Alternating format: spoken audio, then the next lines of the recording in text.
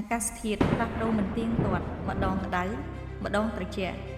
ជួនកាលក៏មានភ្លៀងធ្លាក់និងខ្យល់បក់បោកមកដែលយើងនឹកស្មានមិនដល់ហើយនេះគឺជាទស្សនវិជ្ជាដែលយើងតែងតែជួបប្រទះគ្រប់គ្នាវាប្រៀបបានដូចជាជីវិតរបស់មនុស្សយើងអញ្ចឹងដែរមនុស្សយើងម្នាក់កើតនៅលើភពផែនដីនេះតែងតែជួបប្រទះនឹងទុក្ខលំបាកបញ្ហារៀងខ្លួនដែលមិនអាចជៀសផុតដូចជាព្រះពុទ្ធទ្រង់សម្ដែងថាមានរូបមានទុក្ខដូច្នេះហើយយើងត្រូវរៀនបើកចិត្តទទួលយកវារួចដោះស្រាយ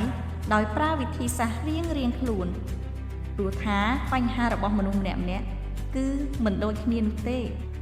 តែអ្វីដែលយើងត្រូវតែមានដូចគ្នានោះគឺកុំអស់សង្ឃឹម